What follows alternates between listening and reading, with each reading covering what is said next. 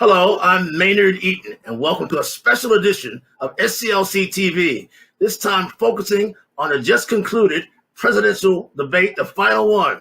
Dr. Steele, as you well know, this is an election year like no other. The choice between the candidates is stark. Did you think that President Trump shook up this race tonight in the debate that just concluded? Well, first of all, I think the former Vice President Biden held his own. I think Mr. Trump, President Trump, was sensitive to the fact that he blew it the last time in terms of his disrespect to the former vice president.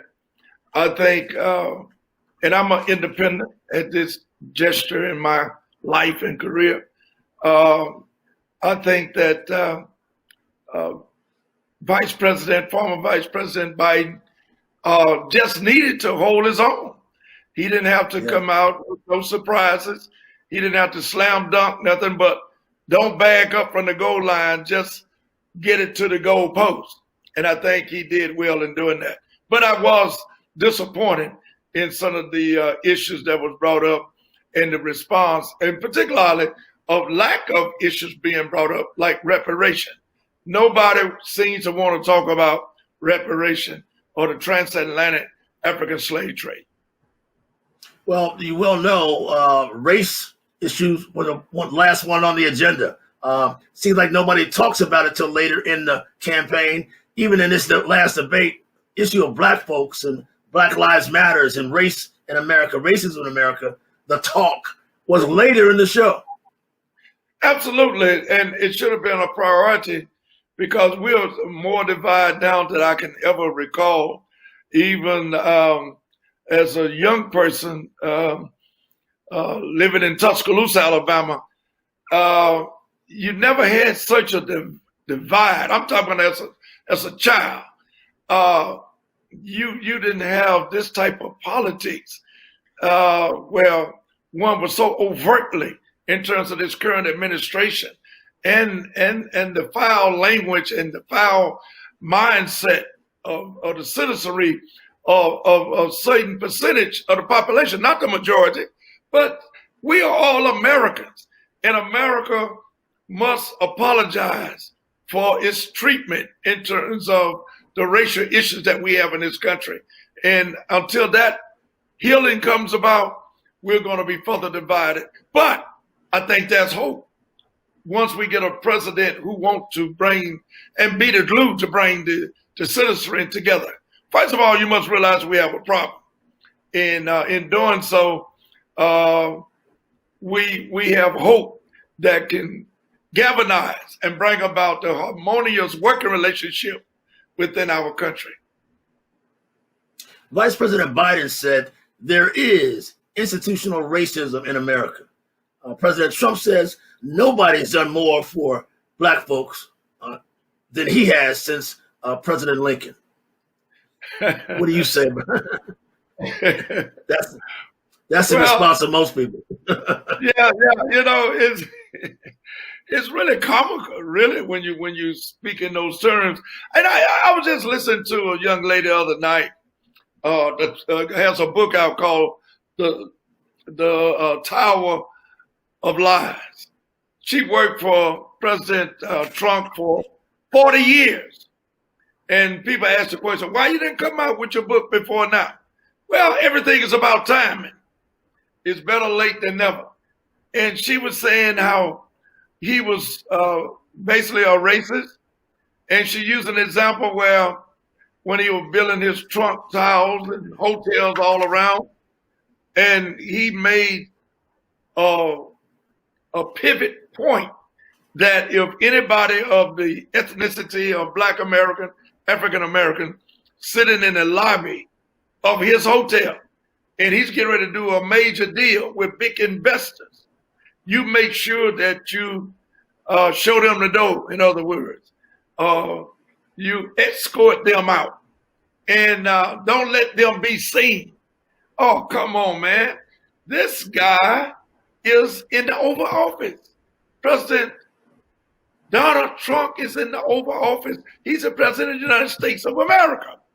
And this young lady is saying that he has always been a racist in terms of his mindset and his character. This is belittling to the United States of America to have this type of leadership. Well, as you well heard, he said he's the racist person ever in the Oval Office. He says he's done more for criminal justice reform. He's instituted opportunity zones. And he challenged Vice President Biden and said, what did you and Barack do in your 8 years? How come you didn't get it done? That got my attention a little bit. Well, I understand.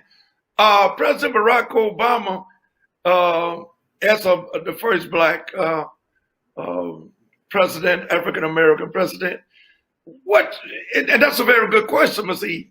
What you must understand, in my heart, I want to think, and I do think, and I hope, I believe that he did all he could in a racist system. See, you're talking about systemic racism and institutionalized racism.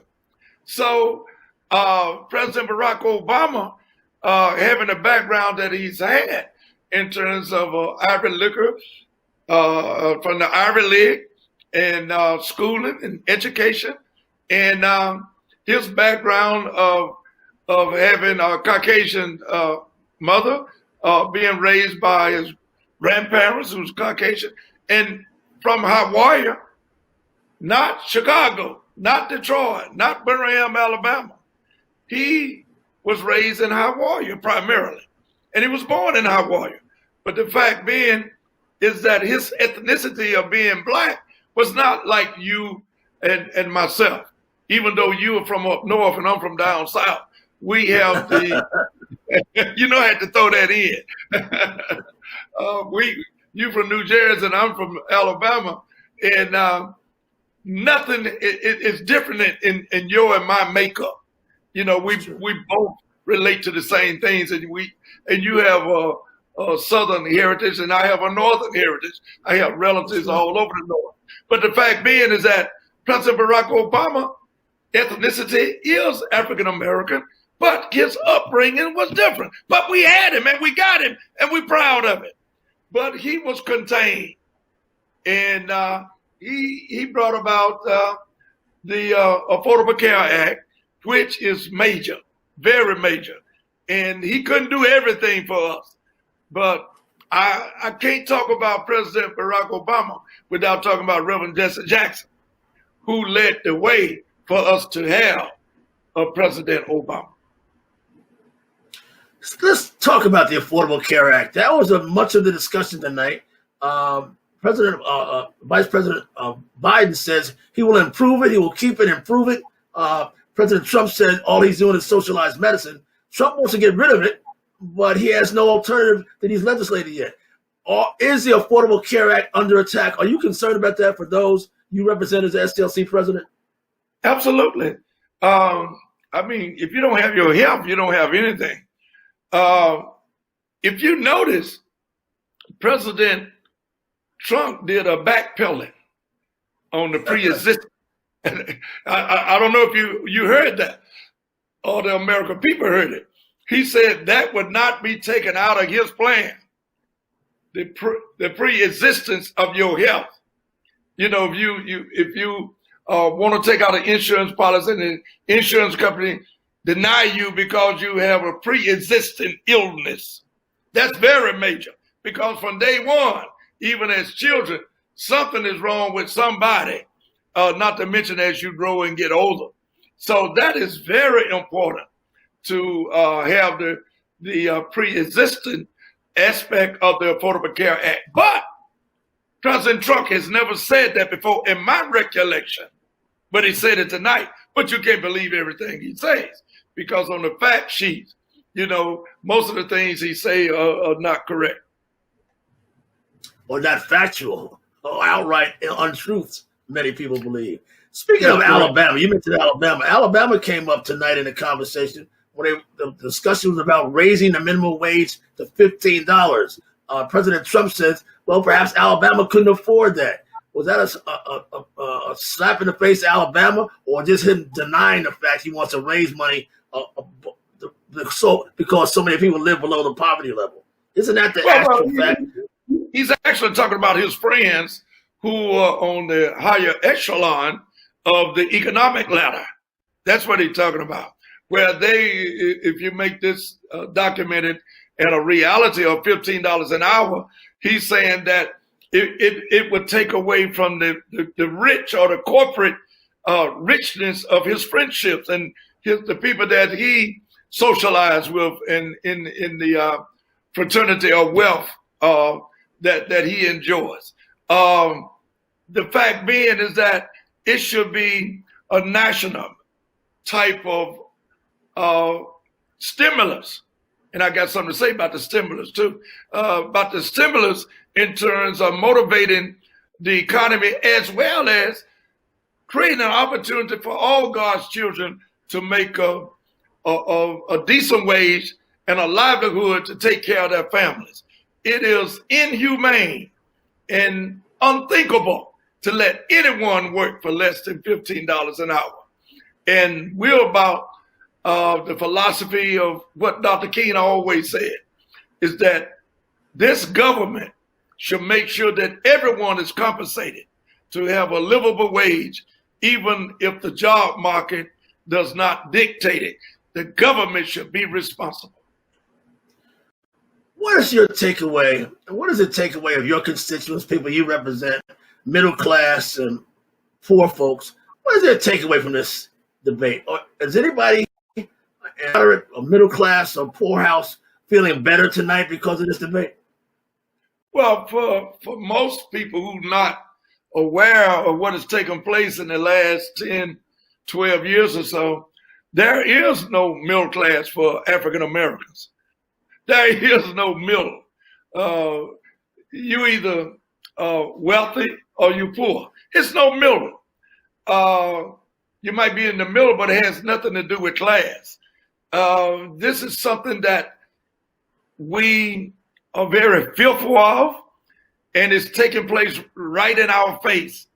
And what is really upsetting to me is that when we have an opportunity to create jobs through the politics, the stimulus of economic development could come through people running for office. I just got a call and some stats last night and this morning, as recent as this morning, where the people, including running for the office of president and all the way down the ladder of public office, they are not spending no money in the black community. When I was coming along in civil rights, as I'm still in, and as a politician, but I was a statesman. I didn't like the word politics. But when I was being elected for my position as a city councilman, state senator, I always considered having a treasure chest, maybe $15,000 or $20,000. $50,000, you're doing good. To create jobs where folks can carry signs, knock on doors, get in a truck and holler, vote for steel, vote for steel. It started a few years ago. Do your research. We don't have enough time for me to go into the details. A few years ago, it started where people said that, well, African Americans and black people are gonna vote for this particular party anyway, which was the Democratic Party. They have no choice. Why spend money?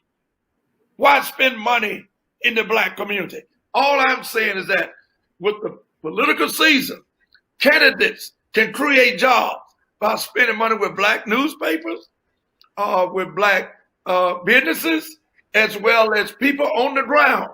And stop taking all your money to the television. You know, we have churches that people can go in and communicate and talk to folks. You have Zooming now. People can actually have Zoom calls and conference calls about the politics and who the best candidate might be. No money is being spent in the black community. And we have black people running for office too. So what does that tell you? Well, what does it tell you? We're in a system. Is that still true with Raphael Warnock here in Georgia? Is it true with Jamie Harris in South Carolina? Aren't they? Isn't Reverend Warnock spending money with black folks? With all the money he's got? I don't know. I can't say. But that's a good question. I can't say. I don't know about that particular situation. But I do know that every time I cut on the TV and I go to different cities and different states, I'm always seeing the commercials of people running for office. Is it, sir, that the people who are raising the money control where the money goes and not necessarily the candidates? Is that the issue, you think? Now, that's a good question, and I can't answer it. It's a containment that we always talk about, Mr. Eden. It's a containment of this system, and it's really not the fault of many of the people that's running for office because they are contained in a system. It's the fault of the system. And I keep saying it's a systemic. It's systemic. It's racism. It's institutionalized racism within this system. So whoever you get, whatever color you get as president of the United States of America, let's start at the top. It will not make a big difference if you don't challenge the system of racism, the systemic system, institutionalized racism within the American of this Republic of the United States of America. In effect, you're saying they're virtually controlled. They might have the black face, but they don't have the black clout. Is that what you're saying in this system? I didn't say that. I think you said that. You can't put words in my mouth. I made it as plain as I can make it. That's why I love you, Dr. Steele. Listen, also, speaking of money, though, one thing we talked about the stock market came up. Does that have any impact, the stock market, on how the least of these live at all? I mean, there's a lot of verbiage about the stock market. Not at all. People that I know and represent, and the people most of us know, and when I say most, 75% of us as Americans, most of us who know our family members and friends and associates and acquaintances, our folks don't care nothing about no stock market when they can't put food on the table. As I've said many times on this program, I've seen people here in Atlanta, Georgia, who are not able to sustain themselves in terms of the nutritional aspect of survival. They can't even afford food on the table. And that's why I support Jose Feed the Hunger with Elizabeth and her husband, Omalami, Miss Omalami and Mr. Omalami.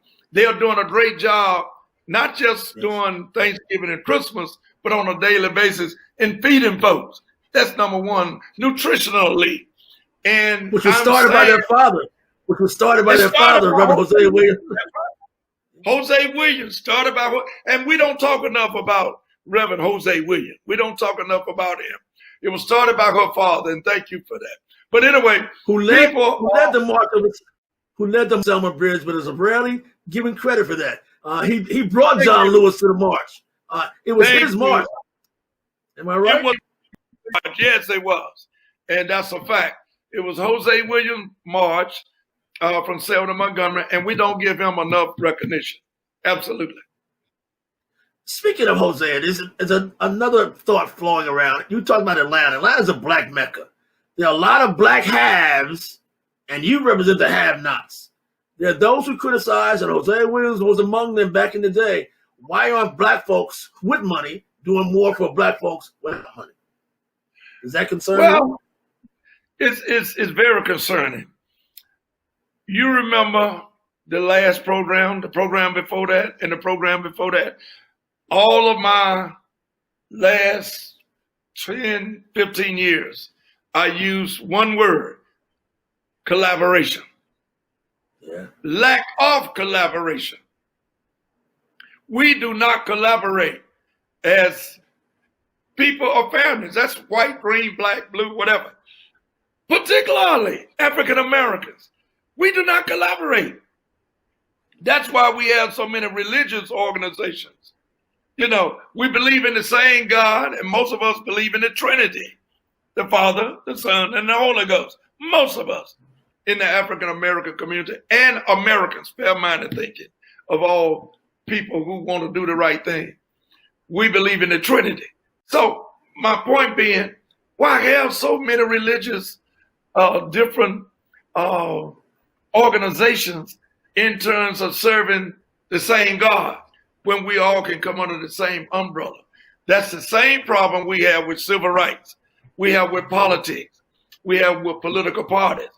We all say we are Christians and we serve the Father that's in our Father that's in heaven. But we don't exercise that mandate as a Christian, which we should, because of the lack of collaboration. And it overlaps into our daily lives. And the bottom line, Mr. Eaton, we have never been healed from slavery. Slavery institutionalized us to be divided, to be separated. And we have never overcome that. Well, speaking finally of coming from Africa, being brought here from Africa, you're dealing with issues in Africa as we speak, right? Nigeria is in an uproar. Aren't you trying to do something there to help that as well? Well, we had a march last night downtown Atlanta. The Nigerians just filled my office up 2 days ago. And I've been paying attention because I travel to Nigeria occasionally. Dr. Lafayette goes there on a regular basis with Mr. Charles Alvin and their team, training in the philosophy of the Kenyan philosophy of nonviolence. And as we go and travel throughout the world in situations like that, Mr. Eden, you're talking about the divisiveness. It all came out of Africa in terms of us being forced here to this country, the world most horrific forced immigration in the history of the world. And we have not been healed from that. So in Nigeria, you have the black administration being led in Nigeria throughout. And let me just say this. Nigeria is one of the most emerging economic base and country on the continent of Africa. It's the most populous country on the continent of Africa.